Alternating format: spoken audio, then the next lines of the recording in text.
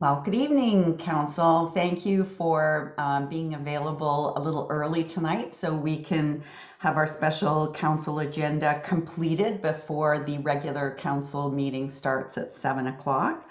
So we have quorum, and I will call this meeting to order. And I would just note that it is being video recorded and live streamed on the town's YouTube channel and shall form part of the record, which will be retained according to the town's retention bylaw. And with that, I would ask for a mover and a seconder, please, to approve the agenda as printed. Councillor Van Berkel and Councillor Fowler, all those in favor? That is carried. Are there any disclosures of interest for tonight's meeting? Seeing none, if one becomes apparent to you during the discussions, please let us know at that time.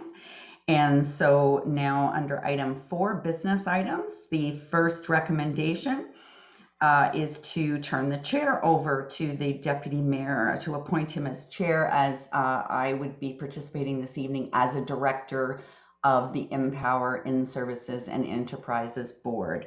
So could I ask for a mover and a seconder, please, to turn the chair over to Deputy Mayor Davidson? Councillor Nicol, Councillor Ices, all those in favor? That is carried.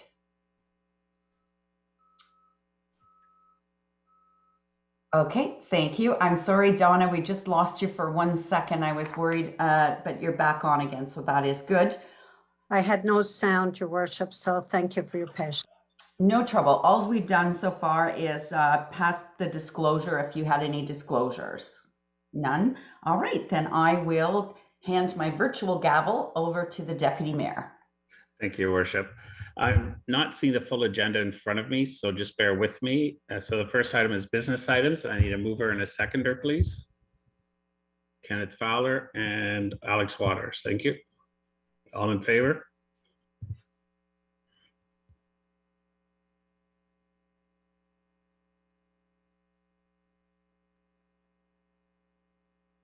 Okay. Another business items presentation by Danny Prasad, President and Chief Executive Officer, InnPower Corporation. I need a mover and a seconder, please. Kevin Ices and Donna Sadi, thank you. All in favor, and then we'll have the presentation. Thank you, Donna and Alex.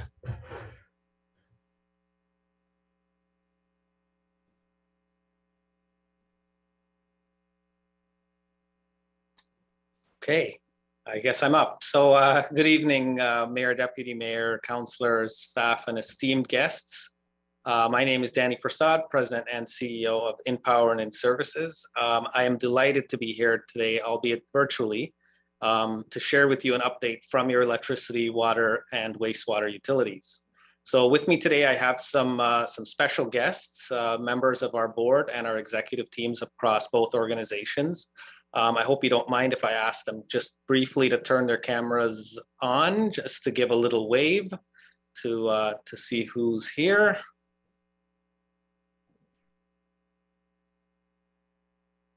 Go. Great. I'll give a more deeper introduction as we go on. But thank you, team, for being here tonight to support us. So I'll begin my presentation tonight with our electricity distribution utility, InnPower. Next slide, please. So before I get started, I'd like to introduce or reintroduce our InnPower Board of Directors. InnPower has 5 directors on our board and was chaired in 2021 by Director Robert Lake. Director Lake has been providing leadership to the InnPower board for over 22 years. So kudos to him for that.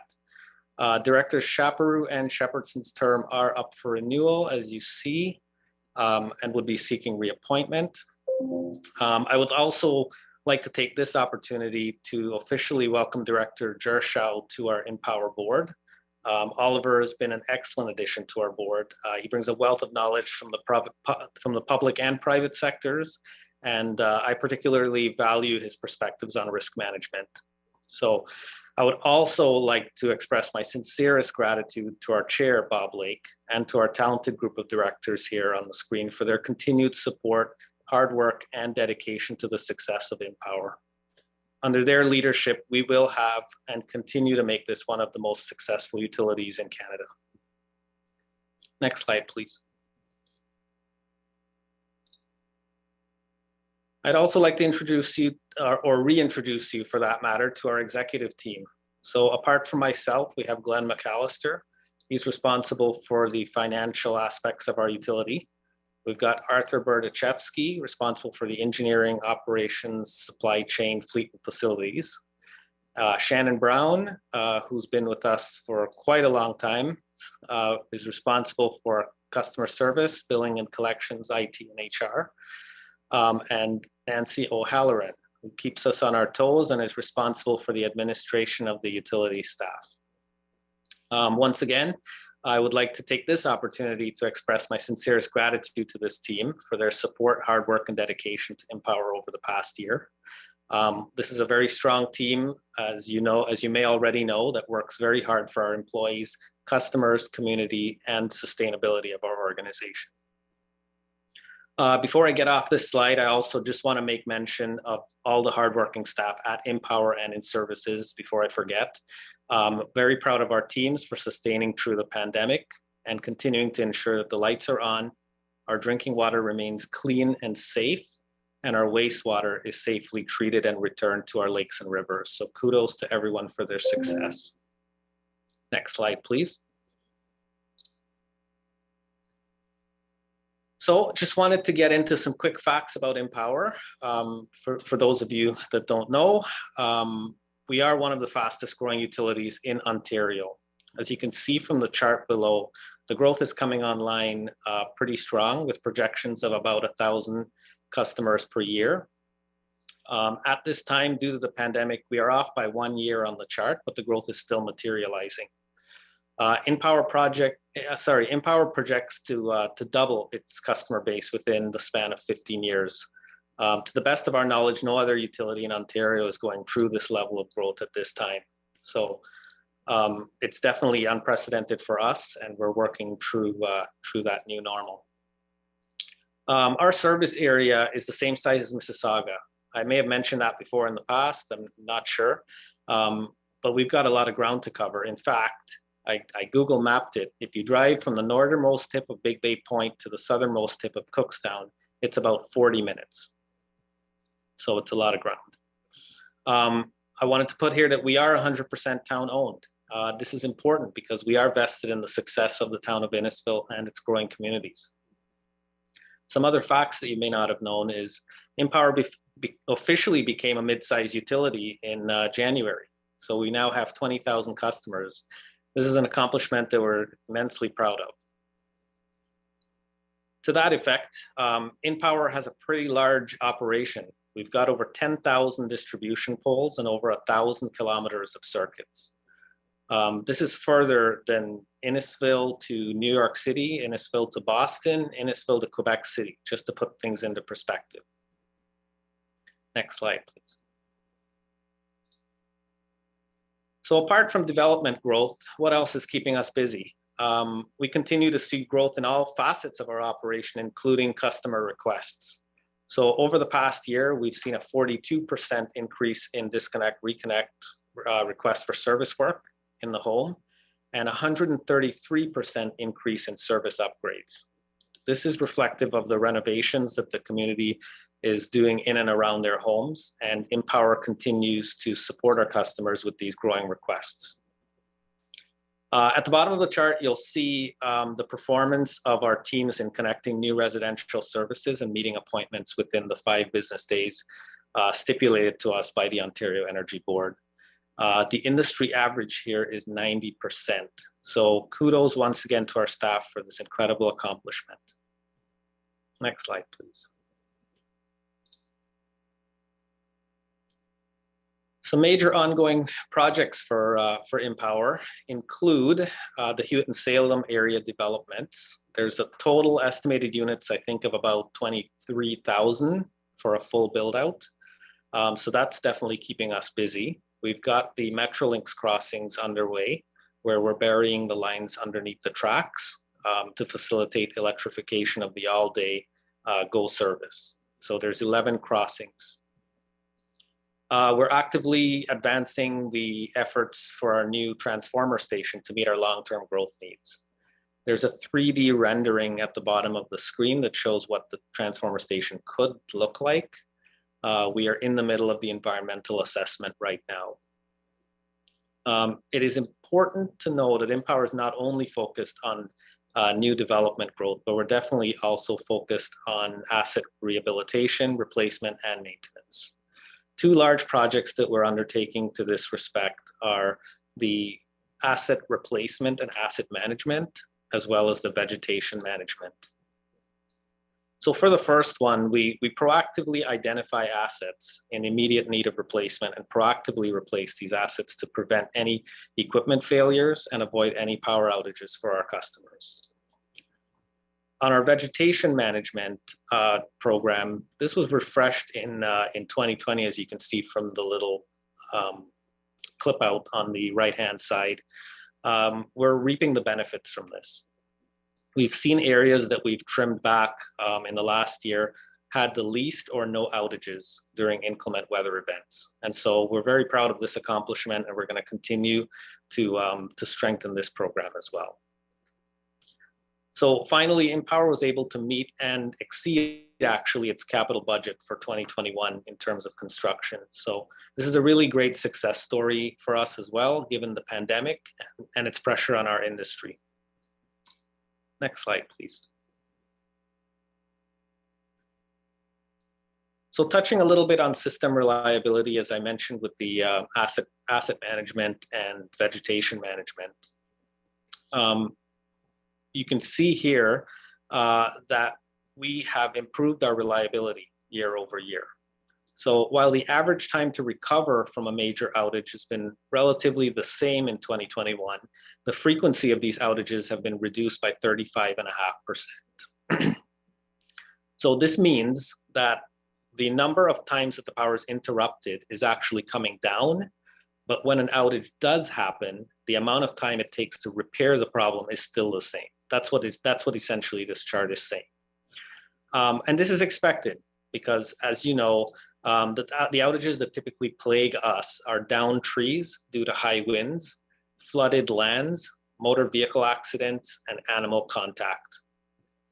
We also find that the circuits that we have that are closest to the water are subject to higher winds, more tree damage, and more animal contact. You can see on the left, apart from the planned work, a majority of the issues are animal and tree related. So in addition to improved vegetation management, we've started a project of installing animal guards on every exposed overhead transformer in our service territory, and we're hoping to implement more animal control initiatives in the near future. This should bring that animal related outages down. Next slide, please. So for such a large operation as InnPower, I wanted to again show this slide to show you what InnPower actually keeps on the utility bill. So for the average residential customer consuming 700 kilowatts, you can see that the total is 131.03 on the bottom. We've got the commodity charges of 72.40. We've got other delivery charges of 24.09, regulatory charges, Ontario electricity rebate and taxes. And the delivery portion, being the InnPower portion, is only 36.86 of the bill. So InnPower essentially collects 28.13% of the entire bill. The balance of the charges, the balance of the charges are passed through for commodity, transmission, regulatory, and taxes. So we certainly do a lot for 28% of the bill. Next slide, please. So I also want to touch on a campaign run by the Electricity Distributors Association, the EDA, that shows the value of having a local hydro utility. So first, customers trust local hydro.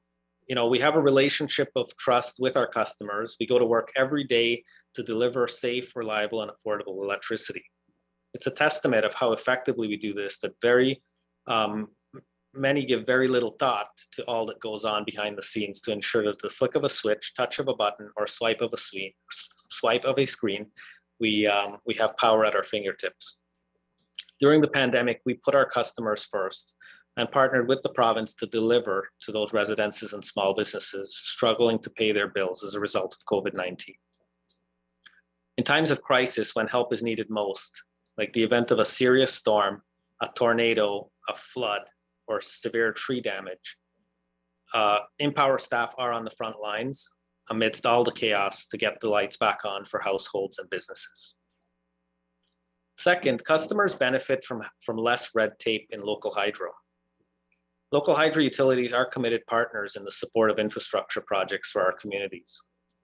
Modern, streamlined, and flexible regulation will reduce costs and create savings for our customers. And we're responsible as local hydro utilities for powering the people and businesses of Ontario. Customers expect innovation from their local hydro. Our power system, like our climate, is continuously changing. Local hydro utilities are the front lines in our community for ensuring our electricity system is resilient. We play a critical role in modernizing our sector to fit the needs of today's energy consumer. Many households and businesses are embracing new ways to manage their power use while exploring things such as electric vehicles, renewable generation, battery storage, and other cost-saving technologies. Like local hydro utilities are the trusted source when it comes to consumer choice. So they've been working with InnPower to help safely ensure that we are looking at maintaining our grid reliability in the implementation of those products. As you can see on the right side of your screen as well, one thing we're incredibly proud of is having led the pact on paperless initiatives. From our back office to our front lines, we are all digital. And we've been starting this digital campaign since the year 2000. We just haven't done the best job marketing it. Lastly, customers know local hydro powers the local economy. Ontario's local hydro utilities are community champions. We work tirelessly to provide our customers with safe and reliable electricity that powers job creation and growth. We work with local municipalities and communities all across the province to attract investment, power economic growth, and support job creation. Local hydro utilities are ready and willing to assist, operate and own charging infrastructure to plug the growing demand for private and public electrified transportation. Next slide, please.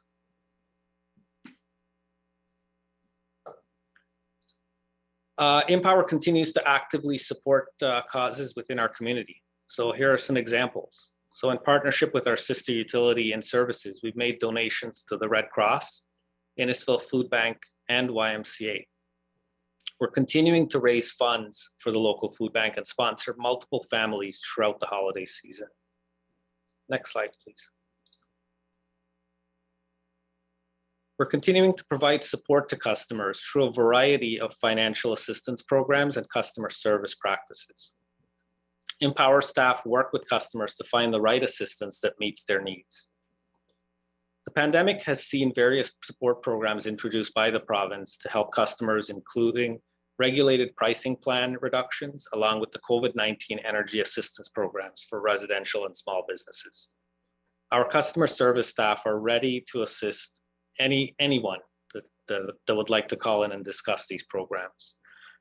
Simply give us a call or send us an email. We're here to help. Next slide, please. A little bit on community engagement. So with COVID-19 restrictions easing, InnPower has been able to get back out in the community and actively engage with our customers. We recently attended the first neighborhood night event held by the town of Innisfil, which was a great success. Customers loved getting in the bucket truck, getting up close, meeting some of our linemen and checking out some of our equipment. We even had some kids pump on the horn. It was good fun. So we'll be attending all of the neighborhood nights.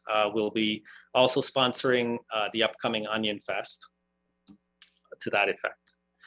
InnPower has carried out multiple surveys engaging customers to participate. So we've looked at the customer engagement satisfaction survey. This one is an Ontario Energy Board required survey to see how satisfied our customers are with InnPower. So overall, we scored well. Price and reliability definitely remain top priority for our customers and is something that we're actively working towards. We started doing an engineering customer satisfaction survey that's sent to customers who've had a job completed by our engineering department. It's an opportunity to have our customers provide feedback on their recent experience with InnPower, using their answers to continuously improve and ensure that we provide the best service possible when we go out and meet with our customers. So far, a lot of the feedback that we've received has been positive. We've got the electrical safety awareness survey. This is another survey to test our customers on the knowledge on their knowledge of safety topics related to power lines, power equipment, and other electricity safety hazards. Our customers score highly. The average scoring is actually works out to be 83%, showing that our customers are well educated on electrical safety. Finally, planning for the future. This has come up in past AGMs. We wanted to make sure that we're actively listening to you, and we're reaching out to our customers to conduct research on electric green initiatives within our community. This will allow us to plan accurately for the future, knowing that gas prices are quite high right now, and electric vehicles are coming in strides. So we've put out a survey, and we're going to take a look at that to see how many customers are looking to put in green initiatives or green technologies into their home. As a token of our appreciation for completing the survey, we've had respondents enter for a draw to win one of 3 prepaid Visa gift cards. So we're hoping we get a lot of responses there. Next slide, please.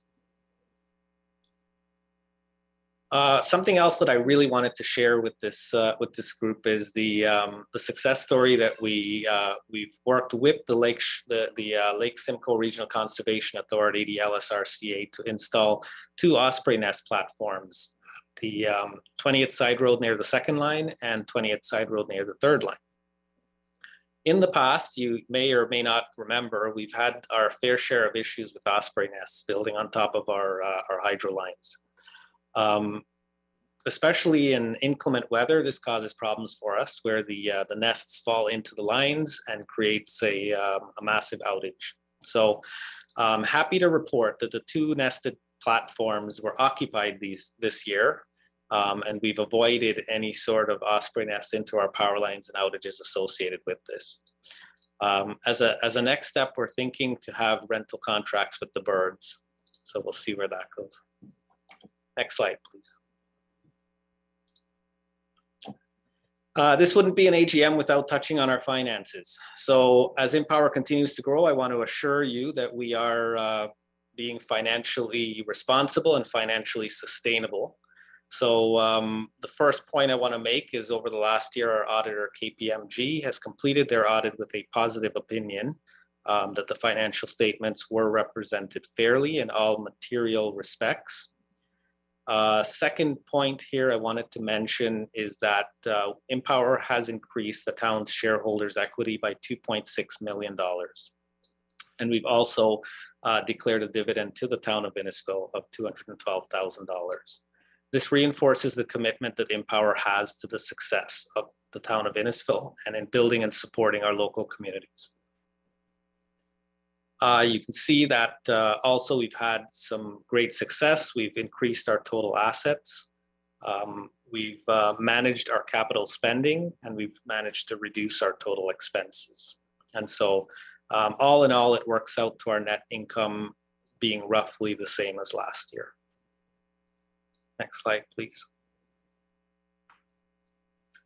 So what's next for us? We've got our distribution system plan. So as part of our financial planning and upcoming cost of service application, InnPower will be completing its distribution system plan. This is similar to the master servicing plan that we would do for the water and wastewater utilities. It has to be filed with the Ontario Energy Board as part of our cost of service filing. So we will be undertaking the completion of that. InnPower's distribution rates are set through the cost of service application. And so we will be putting a case to the Ontario Energy Board for that next year. We last filed a cost of service application for rates effective 2017. We will be looking to file April 2023 for rates effective January 2024. We're also working on the OEB scorecard. You may know this, it's on the OEB website and it charts how Ontario utilities are doing against each other. So the draft 2021 has been issued to LDCs, to utilities, I should say, and we have achieved and exceeded our annual targets. Again, something to be proud of. The scorecard with management discussion and analysis will be released in the fall of 2022. We're looking at the long-term financial plan. We've got a lot of growth coming. We've got the new TS that we have to build. So we have been reinvesting and upgrading in our capital infrastructure. So we're working with the developer groups to work on things such as the Barrie area transmission upgrade, which will provide short to midterm electricity requirements to the South Barrie lands. But like I said, the long term, we have to work with our developers and work on a long-term financial plan so that we have the necessary financial means to meet not only the growth of tomorrow, but the needs of today as well. So that's something we'll be undertaking. Next slide, please. And we're also working on a strategic plan. So this is something of a work in progress for us. We've completed a draft. It's with our board for comment and review. It's an iterative process because we want to make sure that we have a solid plan that is achievable and sustainable. It consists of an updated mission, vision, and values, strengths, opportunities, weaknesses, and threats. And it consists of 8 strategic themes. The goal here for our business, or for our strategic plan, is a focus on collaboration, consistency, and taking collective action in the face of growth for Innisfil and South Barrie. There are an incredible amount of synergies across our utilities companies, and working together with a one utility approach with InnServices, InnPower, InnServices, and Innterprises has so far proved quite successful. A part of this plan, we're continuously working closely together, more than ever, I should say, with the Town of Innisfil's Growth and Planning Department. I'm very pleased with that success so far. And, you know, as the pandemic has taught us, the stronger we are together, the stronger our communities will be. So that's something that we are striving to work towards. Our plan, we're looking at 3 pillars. We're looking at corporate sustainability goals. We're looking at employee satisfaction goals, and we're looking at customer and community excellence goals. For corporate sustainability, like I said, we're looking at a long-term financial plan to meet our growth targets, our distribution system plan, and as well, we're looking at some targets in the corporate sustainability space. So the United Nations Sustainable Development Goals, for those, we are looking at developing affordable and clean energy, decent work and economic growth, and industry innovation and infrastructure. For the ESG, which is the environmental, social, and governance targets, we're looking at our carbon footprint and climate risk. We're looking at, as part of that, we're exploring the use of energy efficient vehicles, perhaps looking at our building and how we go about reducing our carbon footprint that way. We've also looked at work from home, implementing work from home, and potentially using that information to calculate how much of a carbon footprint we have reduced by not having employees commute to work daily. For employee engagement, employee satisfaction, we're looking at mental health and burnout for our staff. We're looking at equity, diversity, and inclusion goals, creation of a culture roadmap, And we're looking at talent acquisition, development, and retention. So for acquisition, again, with remote work, we have access to a larger pool of candidates now, likely outside of Innisfil, perhaps even outside of Ontario. So we're expanding our horizons to see what kind of talent we can acquire. In terms of development, our plan is to focus heavily on training, and retention would be looking at succession planning for the future. Finally, with respect to customer and community excellence goals, we're continuously focused on affordability, safety, reliability, and engagement, as you've seen from the slides preceding this.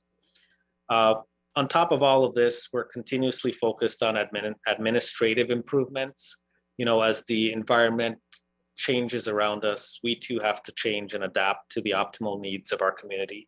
And so we're looking internally at process improvement, software improvements, and different policies that we put in place to assist with that.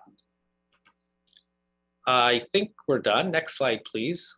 So if there are any questions, please let me know. And here are the recommendations. Thank you. Councillor Fowler. Thank you, Deputy Mayor. I have two questions that come to mind during the presentation. There's, when it comes to the survey with the green cars, if there's a surge in purchase of them and people start installing these chargers in their homes, how is the grid going to manage this? Do we have the hubs in place for it? Is it able to handle the excess load? What's the long-term goal with this, at seeing this coming down the road? Certainly, through you, Mr. Chair. So this is a problem for most utilities in Ontario. It's almost the chicken and the egg. What we've done to proactively look at this is put out the survey to see what's coming online. For a lot of this infrastructure that our community will be installing, they would likely result in a panel upgrade or a service upgrade of some sort to go from 100 amp to 200 amp service. If that is the case, that would trigger our engineering department to actually go out and do an individual study and put the necessary upgrades in place. If this is a new service, somebody moving into town, we would have to do the same. A new application would be put into InnPower, and InnPower has these on their new service application. We have criteria that you can tick off to say, are you putting in the following things, or will you be putting in the following things in the future? For all other respects, we will we're seeing as we go. The transformers that we actually purchased are a little bit oversized to handle this sort of load.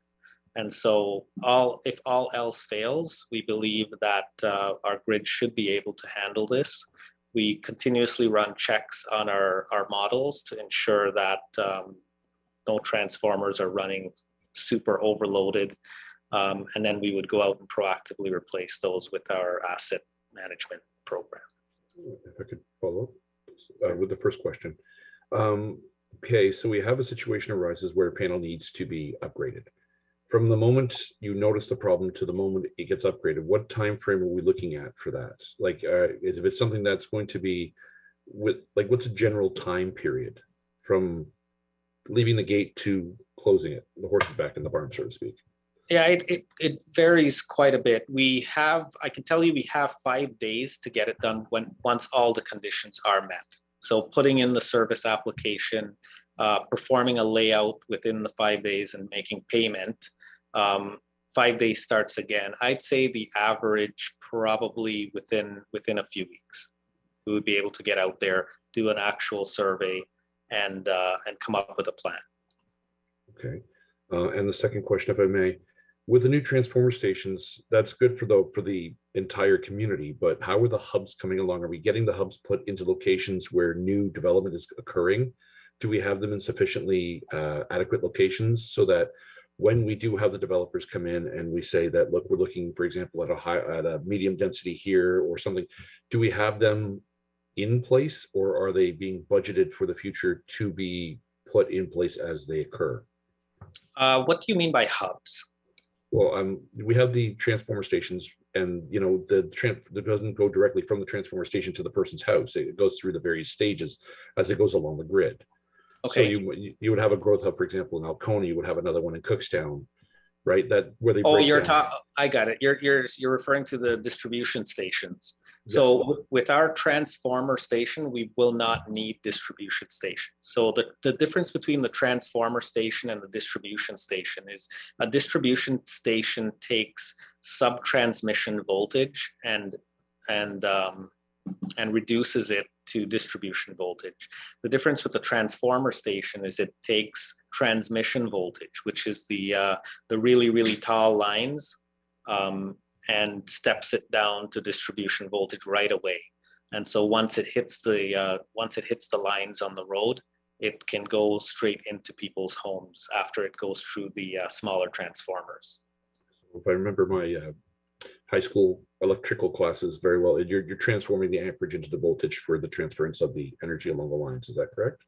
Yeah, so our distribution stations, for example, the ones you're referring to in Alcona, in Stroud, and Cookstown, those generally bring voltage down from 44,000 volts into 27,000 or 8,000 volts. The transformer station that we will be building will transform voltages down from 230,000 volts down to 27,000. So that's the difference. And the reason you put in a transformer station and not distribution stations is because, as you can imagine, on the 230,000 volt system, there's a lot more capacity. So instead of building smaller distribution stations throughout our communities, you would build one bigger transformer station and then use that. Thank you. I think I have Councillor Waters next, and then Councillor Ices, please. Thank you. I have a couple of questions. One, you mentioned green planning for the future, and you said you had sent out a survey, or you had a survey to ask, I guess, homeowners and residents what type of green technologies they might be planning on implementing in the future. Did you suggest types of green technologies? Because I would think that maybe residents would have limited knowledge in terms of what technologies are available to them. Yeah, through you, Mr. Chair. We actually did put a list, and then we put an other option. And I think the list includes things like I mentioned, the battery energy storage systems, solar panels, power walls.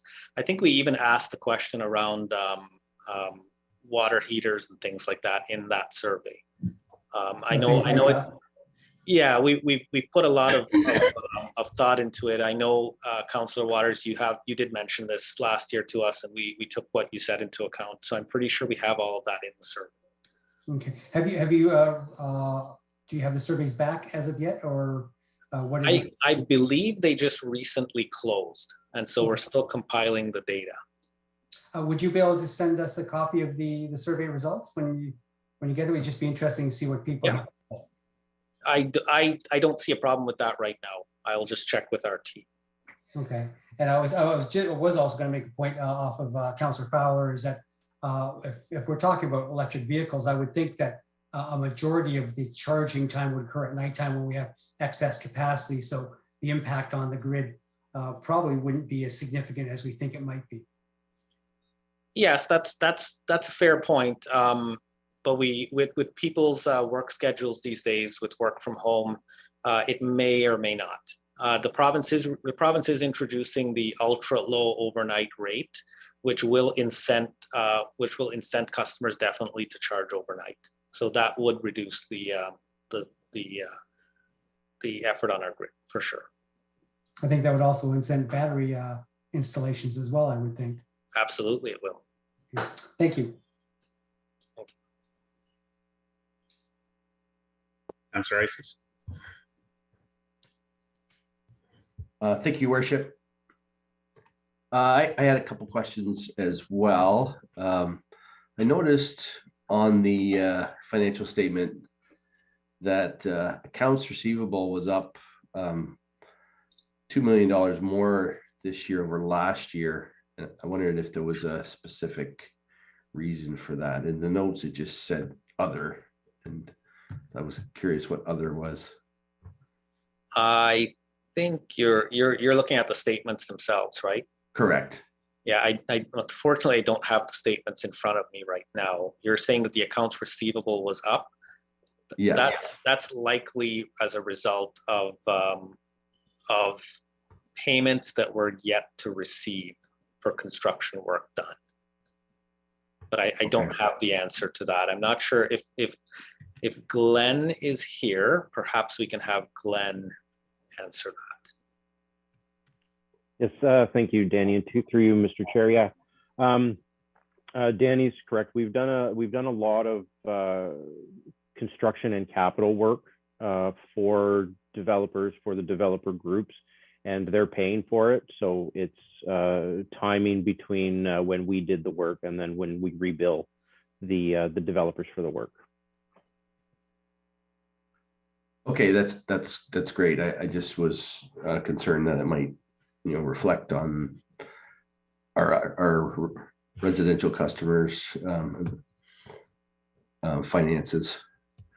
No. And speaking of finances, I know InnPower doesn't set rates, but I'm wondering if you could share any forecasting on cost of hydro in the environment we're in with inflationary pressures, fuel, gas, diesel, propane, all going up considerably. Are we looking at a sizable jump in hydro as well this year? So what this year? So our rates are set on a calculated basis at this point. So when we go in for a cost of service, that's actually a rebasing. So what ends up happening is you go in roughly every 5 years for a rebasing, where they look at your entire operation and they set something called a base rate. And then what happens is it's a mechanistic formula that gets added on with inflation every year. And so the Ontario Energy Board would issue InnPower its IRM, which is our incremental rate mechanism application, and that will have inflationary numbers built into it. But that is not a number that InnPower comes up with. That's an Ontario Energy Board number. So I guess the short answer is we can expect some sort of increase based on the formulas they use to determine our rates. Okay. Those were all the questions I had. Thank you. Okay, is there any other questions of council at this moment? I may have one. I don't see a hand go up. I think I saw a new osprey nest yesterday just off of Yonge Street off the 10th or 9th line. Quite a large osprey one just being built there, or just built there. So I think we have a third one walking around. Okie dokie. This is on our hydro poles, you're saying? Yeah, I saw it yesterday. I noticed it. So I come from an area where there's lots of them. And just another note, I think our CAO is here as well. I saw him. We've been, a couple of us have been lobbied lately by a developer in the Alcona area with some concerns. Is it possible to expand on that at this time, or will that come later to council? Are you asking yourself or yeah. CAO? Yeah, I know he's been in chats with you guys on the concerns we're getting from the development industry. Sure. Yeah, I can speak a little bit to that right now. We are meeting with the development community. We want to reassure the development community that there's really no cause for concern now. We are letting the development community know that this is something that's coming. Meeting with the development community, we got an understanding that they thought that this was the time where any potential connection they make tomorrow is going to be denied, and this is not what the case is. We still have capacity available in our system.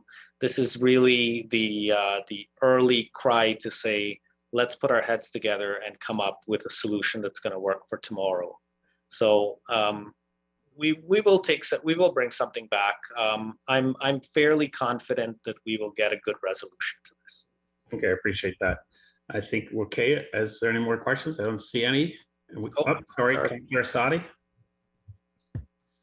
Thank you, Deputy Mayor. I just wanted to make a comment on the being local and the customer feedback. And I'm sure that all of us councillors have been hearing how pleasant, happy the residents are with the power outage app, the feed to social media by InnPower when there is an outage with updates, what's happening, because it takes the alarm away from residents and it reassures them that they know what's happening and the cause of it and how long it'll be. And I want to applaud you on that because it's a great initiative and it's a way of keeping our residents informed, involved, and happy with the services of InnPower.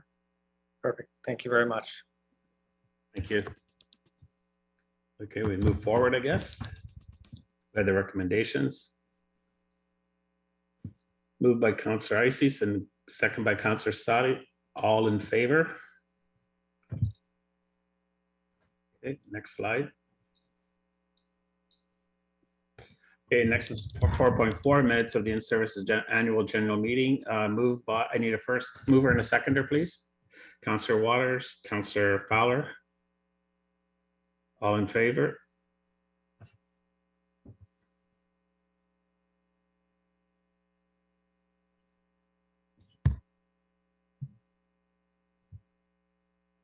.5 next.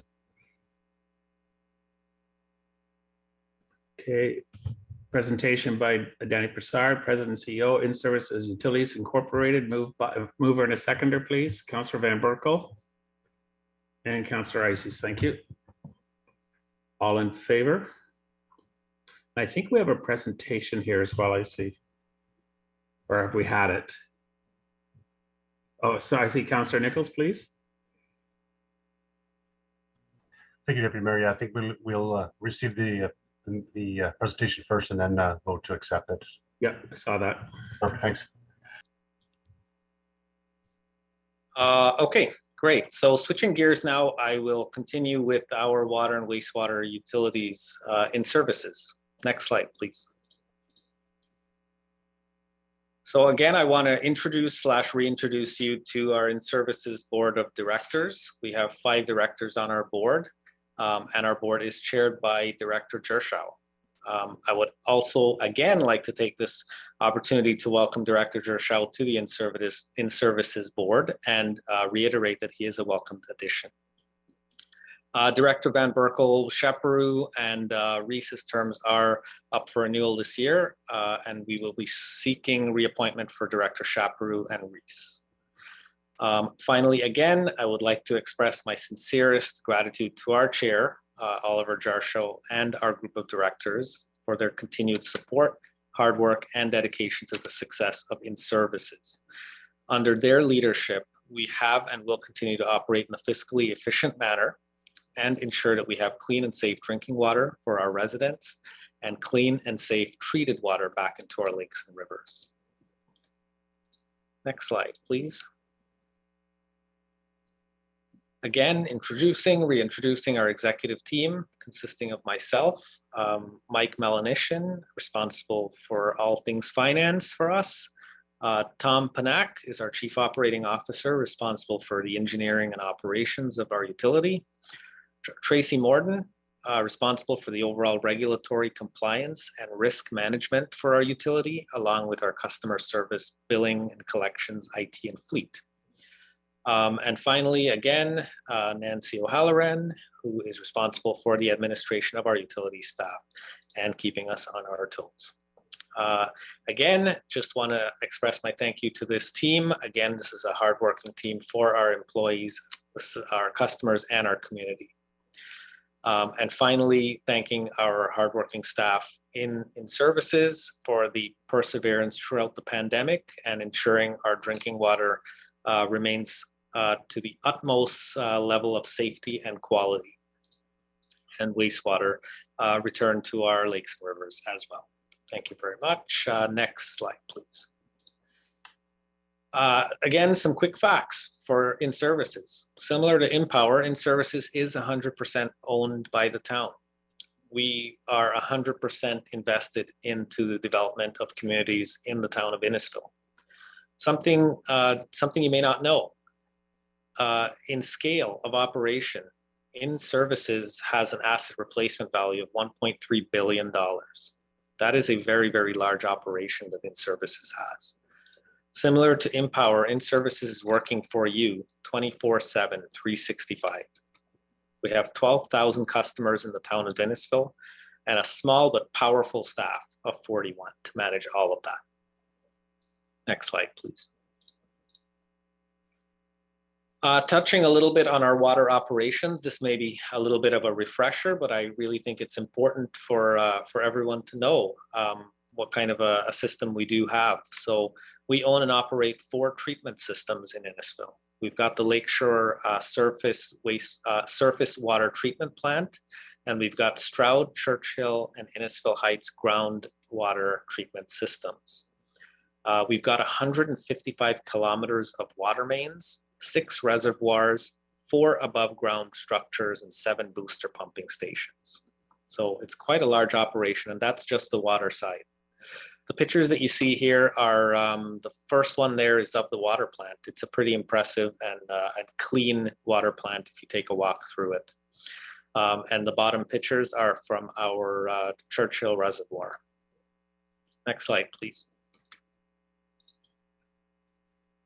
That was water. So on the wastewater side, we also have 2 wastewater treatment facilities, one in Alcona and one in Cookstown.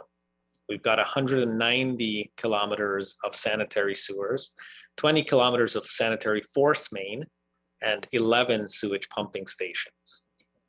So again, quite a large operation here as well. The pictures that you see, the first one coming in from your left is a picture of our Lakeshore wastewater treatment plant facility. And then the other 2 there appears to be pump station 3. Next slide, please. Again, I wanted to touch a little bit on some of the major projects that are underway. We've got our Lakeshore wastewater treatment plant expansion. This is quite a large undertaking for us. The plant is currently at 38 MLD, which is million liters per day. And we are expanding to the next step, which is 55 million liters per day. The 55 MLD rating will support population of 220,000 people. This plant is capable, as you may or may not know, for a maximum build out of 85 MLD post 2045. So we are working quite closely with the town's planning and growth departments to ensure that that we are managing our growth effectively in accordance with these plant expansions. Another thing on this plant expansion I really wanted to mention is that we are pushing the limits of technology with this. We are pushing for the lowest levels of phosphorus discharge into Lake Simcoe. The design is complete for this plant and we're ready for tendering. That's where it's at right now. Number 2, the Lefroy Reservoir and Booster Pump Station expansion. This is mostly for the development in the Lefroy area, and this is also currently in design. We've got the Cookstown Wastewater Treatment Plant EA, the environmental assessment. This is a first step in the process for our potential expansion of the Cookstown Wastewater Treatment Plant. And again, this is to accommodate the growth in Cookstown and to service the works at Highway 89 and 400. Number 4, IBR Young to 20th widening. This is to get servicing out to Innisfil Heights and surrounding areas. Very excited about this project. It'll be in conjunction with the road widening happening with the county. Number 5 is the Alcona Reservoir and Booster Pumping Station. Again, this is to meet future growth needs in Alcona, Innisfil Heights, the Orbit, Town Campus, Stroud, a number of developments that this expansion is going to help. And number 6, our master servicing plan. We've kicked it off. We've started in on the process. It went out for tender. It's closed. It's back, and we're ready to go. So we are looking to have that, if all goes well, wrapped up by March 2023. Master servicing plan, as you may or may not know, will take into account all the growth that's coming to Innisfil. It'll take into account the county's MCR allocations and the orbit, the RVH, all of the development that's coming to Innisfil, and it will help us come up with a system plan that we would execute to meet those needs. So very excited to get that off the ground as well. Once we get that underway, we will be tying that in conjunction with our asset management plan to look at our DC background study and other master plans for the town of Innisfil. The picture here, I believe, is our construction of our new SPS sewage pump station, I should say, sorry, number 2. So this is a little bit of an older picture because, as you'll see in a future slide, sewage pump station number 2 is complete. Next slide, please. Completed projects, here it is. So I'm pleased to share with you that the following projects are completed. So sewage pump station 2 is currently being commissioned. It's on a 14-day run test, and we're still waiting for parts. You know, we do have some supply chain issues, but it's not impacting the commissioning at this point.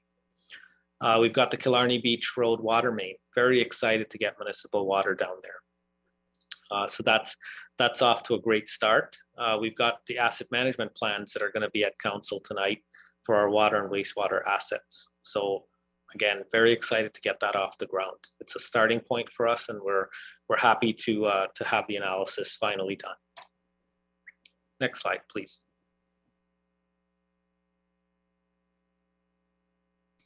Switching gears a little bit, regulatory and compliance.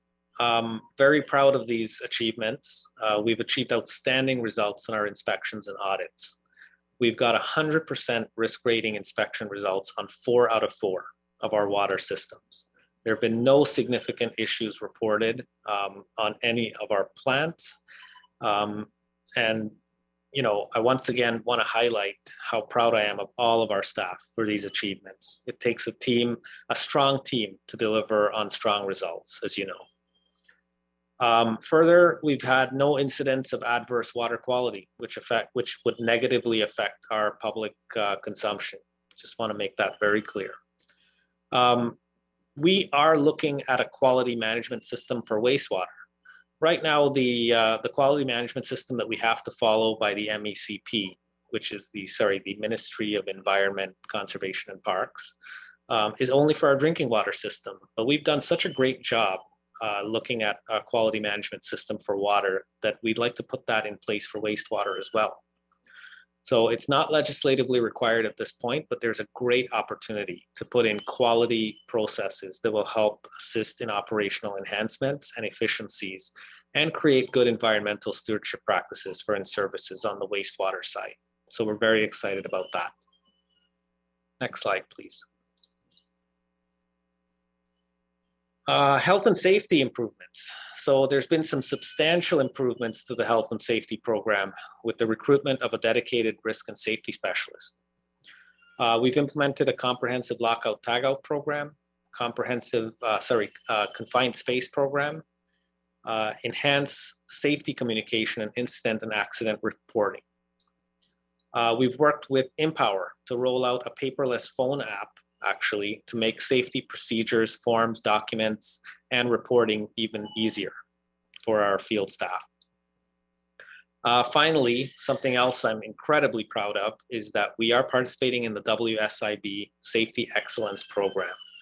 This is going to require 6 initiatives being completed by October 2022, and we're looking for Ministry of Labor endorsement for this safety program. The great news about this program that I really want to share is that participation in the program could result to up to a $10,000 rebate from WSIB this year, expanding next year to $16,000 rebate.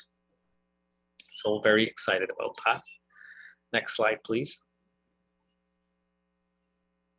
Corporate services. So with respect to corporate services, the town and InnPower customer service fielded approximately 7,200 calls for InnServices in 2021. We're continuing to build our online presence through our new website and our social media, which you'll see our website shortly. We're operating collaboratively with InnPower and Town Customer Service. We've introduced a new mobile app. It's called MCare into InnServices. This will manage service connections, and we're also using the town's MORE system to track work orders. These two apps are going to alleviate a lot of issues with respect to paper setups, lost paperwork, issues with properties connected into the water wastewater system without billing accounts being set up. So I'm really happy about this to tighten up some of the loose ends that may happen. We also upgraded all of our operations staff to new laptops to support that paperless effort. And we purchased and upgraded 5 new vehicles in 2021 with the effort of working on fleet greening initiatives with the town and InnPower. We've got a new climate change working group that's set up with the 3 utilities as well as the town of Innisfil to look at, again, our carbon footprint in that area. One thing I wanted to mention with respect to fleet, we will be installing a software called GeoTab in all of our fleet vehicles, which will help us baseline things like fuel usage at this point, maintenance in engine codes, looking at any sort of dashboard lights. All this can be done remotely with the software. InnPower has been using this software for about 3 years now, and we're finally happy that we're able to come together and collaborate on initiatives like this. And we're looking forward to collaborating on a lot more. Next slide, please. Here is our new website. I want to officially introduce you to the website for InnServices. If you go to innservices.co, we have our own identity and our own presence online. Very happy about this. It was launched in March of 2022. It's mirrored off the InnPower website, and the hope is that it provides a similar consistent look and feel so that our other utility customers are already familiar with it and they can find the information that they're looking for in a one-stop shop. Very proud of this small accomplishment, for sure. Next slide, please. Again, community support. So this slide shows the different efforts that we've done in the past. We've handed out water to the community when we had the water main breaks, and we're also in partnership with our other utility looking at donations to Red Cross. We're looking at the food bank. We've done minor hockey sponsorships, Bears That Care, and of course YMCA. We're continuously looking for ways that we can support the community. Next slide, please. Again, customer engagement and community engagement. So we've, InnServices has also gotten back out into the community to engage with customers now that the COVID-19 restrictions are easing. InnServices also attended the Neighborhood Nights event with InnPower, and it was a great success. While we don't have something really fancy like a bucket truck, our jar of treasures that were found in the sewer pumps was a big hit. InnServices will also be sponsoring the upcoming Onion Fest. We're hoping to get out in the community again. Part of the plan is to showcase all the great work that InnServices is doing. A lot of the town, InnPower, library, we get a lot of recognition, but I think the community needs to see all the great work that InnServices is doing, and that's something that we want to put out there going forward. Social media campaigns, this is something that we're actively moving towards as well. We're looking at improving our social media presence, being more active, and growing to different platforms. Some recent and continuing campaigns we've had here is what not to flush. So looking at flushable wipes and things like that. I'm not sure why it's called flushable wipes, but you can't flush them.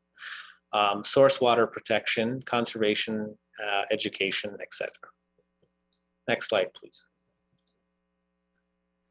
And again, touching on our finances and financial sustainability, I want to reassure Council and the public that we are looking at financial stewardship in our utilities. We're looking at financial sustainability. And here is a snapshot of our financial performance.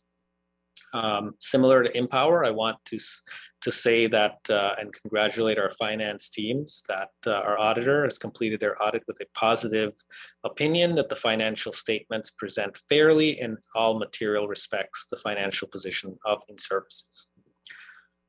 Again, we've improved the town's equity through our retained earnings by $4.1 million. And finally, the operating balance you'll see here has decreased $574,000 between 2020 and 2021. This is primarily driven by increased depreciation as more infrastructure assets come online, as well as an increase in labor costs as we position this organization for growth. So while the operating balance has slightly been reduced, it's still around the $4 million mark. And I'm proud to say that $4.1 million of the operating balance is reinvested into infrastructure to meet our current asset renewal and replacement needs. Okay, next slide, please. Again, what's next for InnServices? So we are exploring different forms of financing for new infrastructure. We're looking at front-end financing agreements whereby developers would prepay for infrastructure upfront and receive development charge credits once permits are pulled. We're exploring the feasibility of that. We're exploring how practical it is for sustainable growth in Innisfil. We've created a developers group with the developers and owners in the employment lands of Innisfil Heights to help support infrastructure development in that area. The county has joined the group as they recognize that the employment land is a strategic regional employment land that will impact the entire county. So having the county as part of that group, as well as the developers of that group, definitely allows us to collaborate and share ideas and share information across all of us so that we're all getting the right information and we're all hearing from each other on how and when we can meet the needs of everybody as part of that group. So great news there. We are similar to InnPower. We're looking at long-term financial planning. Again, a lot of growth is coming. We've got assets that are needing replacement, as you'll see in our asset management plans that we're putting forth today. This is something that we have to look at. And so that would be the next step, is for us to undertake that study. We're also looking at a 2023 rate study. So we're looking at a long-term projection of our future water and wastewater rates. And we're likely considering an analysis of tiered pricing. So tiered pricing has shown to encourage conservation in other areas. I believe that the city of Barrie has tiered pricing at this point. That would be something that we would explore as well, and that would be done through that rate study. 2051 growth planning. So again, just to reiterate, we're working very closely with the town's growth department to ensure that infrastructure follows subdivision development. So all of that grouped together will go into our long-term financial plan. Next slide, please.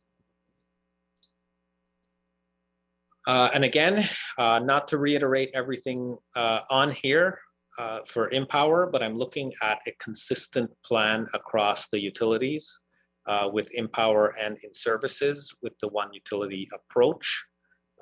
This is still being discussed at the board levels, but we'd be looking at something very similar for InnServices.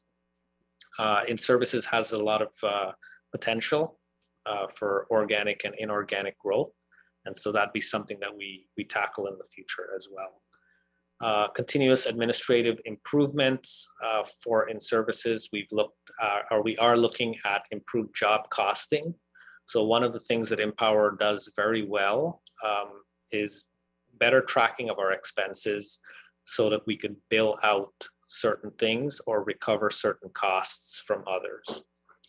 We set up job codes and we put our time to those codes. And that's something that we're undertaking right now in InnServices. We're looking at a user fees refresh. It's a comprehensive review that we haven't done in a very, very long time to ensure that InnServices costs are being recovered on a full cost recovery, and that it remains equitable with our neighboring partner, water and wastewater utilities. Financial policies, again, we're looking at policies to make them current and put policies that are needed and we don't have into place to ensure the future success of our utility. Right, next slide, please. Oh, looks like I touched on that one already. So next slide. So that's it. Any questions? Danny, thank you very much. I'll just see if council has any questions at this time. Councillor Ices.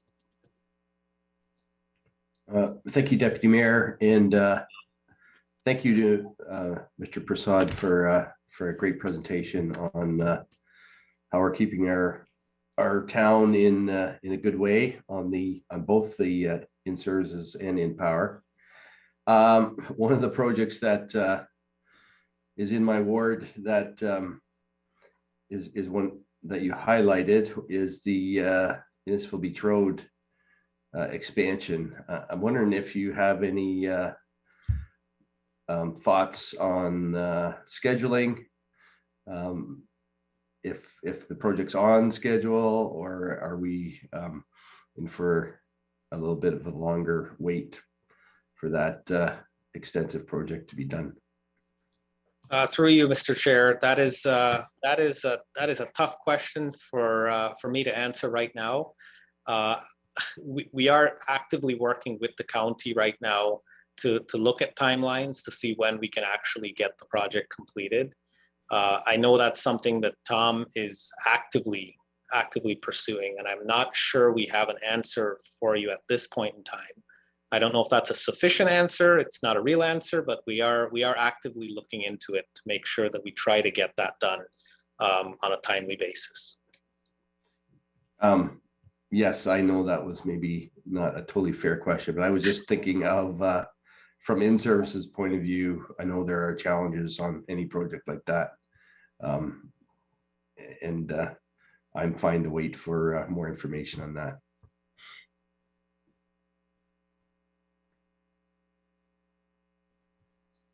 Any other questions of council at this time? I don't see any, so I have it moved by Councillor Van Berkel and Councillor Ices. So all in favor? Thank you. Next. Okay, business item 4.6. I need a mover and a seconder, please. Councillor Fowler and Councillor Waters. Thank you. Let the minutes of okay, and all in favor? Thank you. Okay, I need a mover and a seconder here for the next presentation, please. Councillor Van Berkel, Councillor Ices, thank you.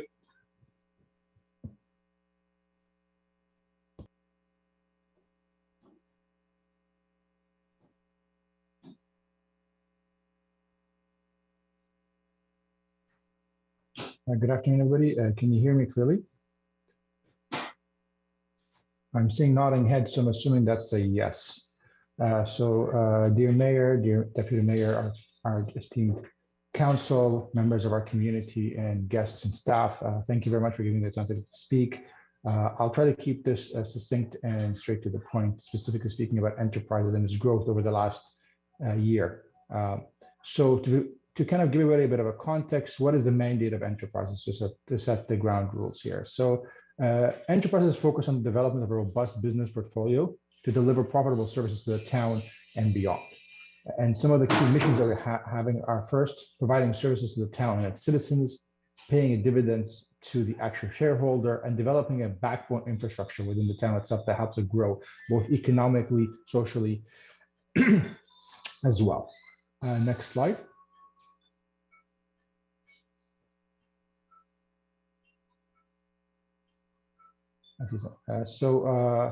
Our board members are comprised of 3 board members, Her Worship Mayor Dolan, our esteemed CEO Oliver, and Donna Ulcer as our new board member. I would like to thank them for their grace and their time for actually supporting our endeavor and our growth over the last year, and their guidance as well. Next slide.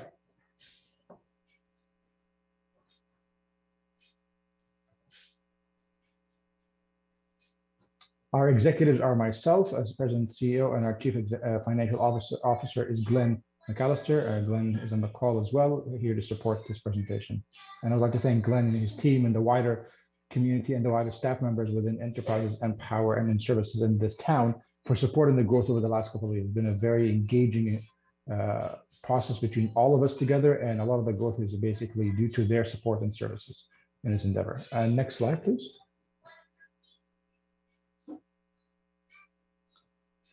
So some of the services we're focusing on and that we're growing basically over the last year, and we're exploring as well. They fall within the four broad categories. The first one is telecommunication, which is focusing on providing telecommunication infrastructure, both for the telcos and for the customers. So they focus on towers when we're evaluating other services such as broadband and fiber optic backbone within the town.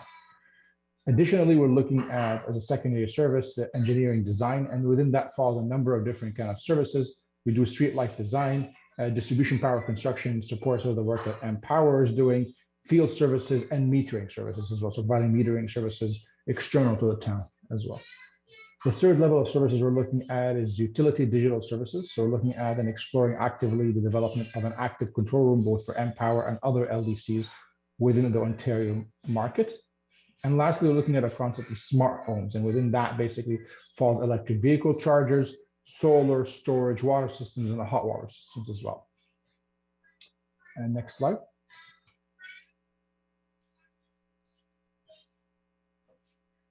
Some of the key achievements for this year I wanted to kind of highlight for our esteemed guests and shareholders is, number one, we've expanded, as I mentioned, our cellular towers, which is the construction of new towers themselves, and new construction as well for existing towers. We're consolidating all the towers that are publicly owned under one management of Innterprises, which is facilitating basically an ability for us to put together a comprehensive strategy for growth and managing those assets.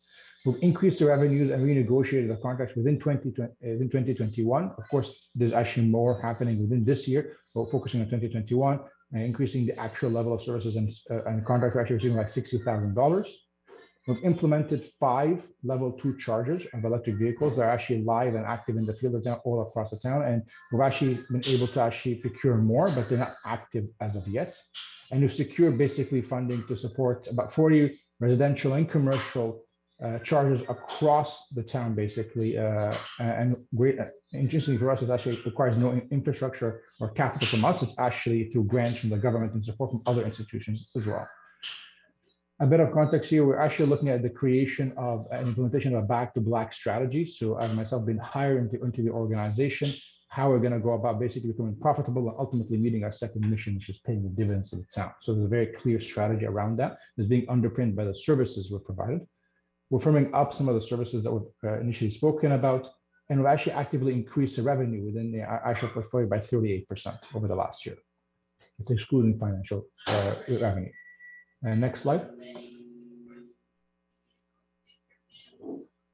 The next series of slides provide an overview of some of our finances. What I wanted to do is specifically in these slides is to provide context from previous years to allow the shareholders to actually see the level of growth and change within the organization. So as you can see on the left-hand side, it talks about the unit revenue within the organization itself. And as you can see, there's a substantial increase year on year, especially in 2022, there's been a massive increase due to the actual activities and myself being hired onto the actual board. So there's been a substantial growth within the organization. We're viewing more and more growth within the actual organization.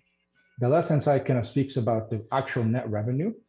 So the organization since 2016 has been providing a reasonable profit margin, but how it has actually dipped into the negative in the year 2021. And that's predominantly due to 2 things: the hiring of the CEO, myself, and the expansion of some of the actual services we're actually provided with them, some of the investments we actually made.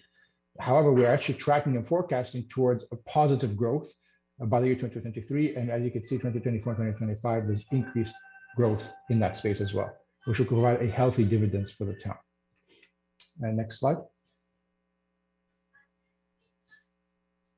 What I wanted to provide over here is a bit of a breakdown in terms of the accumulated revenue itself, where it's actually coming from, and an overview basically of what the expenses are and the growth in the expenses over the last couple of years. So starting on the left-hand side, as you can see, our revenues are predominantly focused from Sentinel Lights, towers, consulting, and other income streams totaling of $248,000. Now, in terms of expenses, as you could see, starting 2028, 2029, 2020, there's been a steadiness within around some of the expenses of the organization. However, there's been a massive increase in jump in the actual expenses, and that's predominantly driven by the loans we've taken out basically to facilitate the growth, specifically around building new infrastructure on cellular towers, as well as the salaries associated with the, hiring new staff within the organization. Next slide.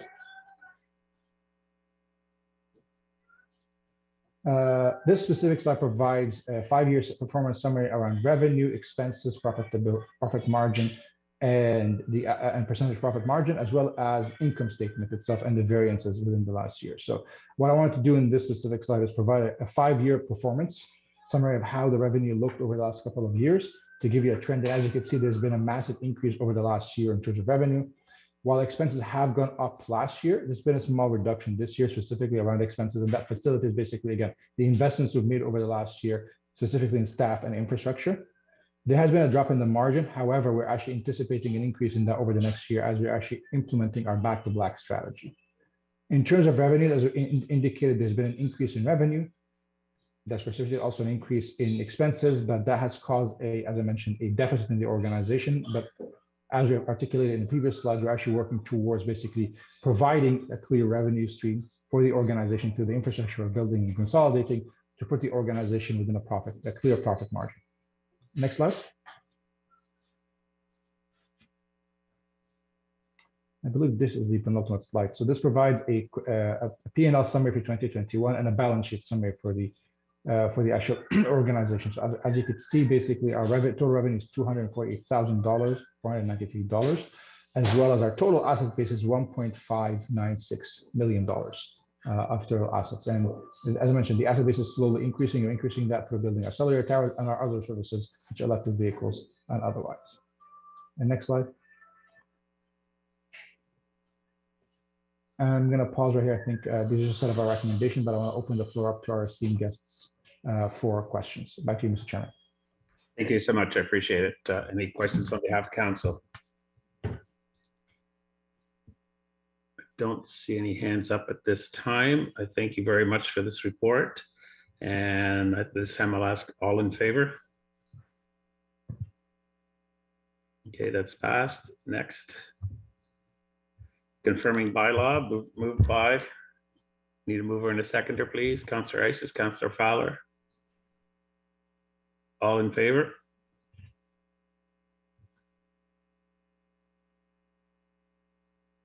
And I need a mover and a seconder for adjournment, please. Councillor Nicol, Councillor Waters. And I'm assuming all in favor. And it's adjourned at 6:37 p.m. And all in favor? Thank you. I appreciate the presentations tonight. I think it would help answer some concerns of council, and we look forward to hearing from you in the future. So thank you very much. Turn it back to Mayor Dolan.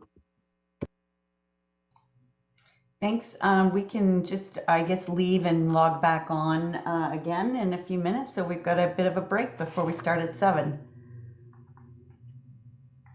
Thanks, everyone. Thank you, Danny. I hope Sophia's happier now. I don't know if you heard her crying in the background. Okay, she was losing her mind, but all's good.